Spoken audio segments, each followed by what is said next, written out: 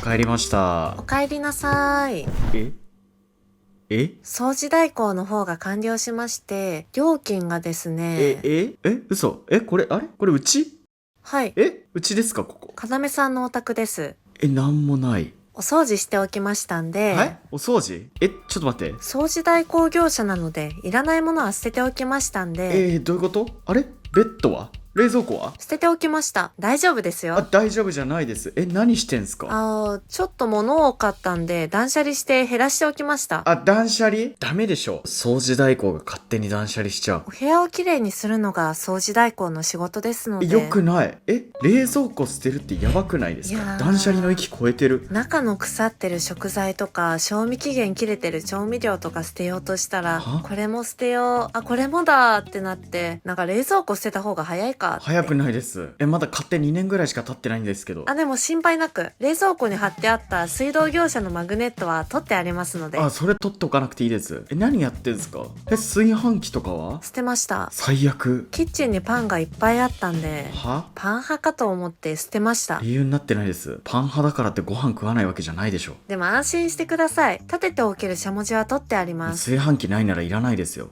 電子レンジは？断捨離する上で機能が被ってるものは捨てた方がいいっていうのがありまして、はい。ドライヤーがあったので電子レンジ捨てました。機能被ってないですよ。全然違いますからね。俺これからドライヤーで飯温めろってことですか？ストーブも乾燥機も捨てておいたんで。温める系全部ドライヤーでいけってこと？無理なんですけど。てかテレビもないし。あとテレビの上に結構ホコリが溜まっておりましたので、はい。捨てました。バカすぎないですか？なんでその発想になるんですか？テレビで見るものは全部サブスクで見れるんで。そういう問題じゃないです。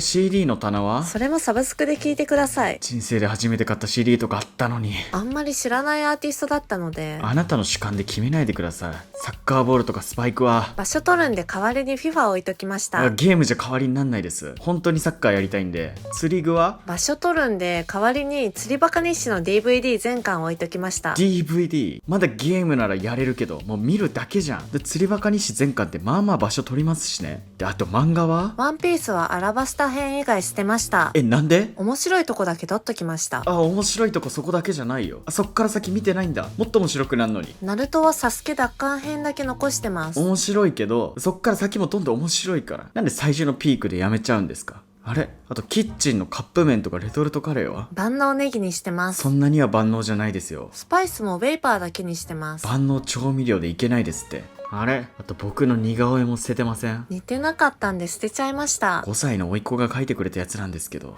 あと色紙は？タイミーのバイトでもらった大事な色紙。あれも文字多くて場所取ると思って要約しておきました。文字は場所取んないですよ。これです。何これ？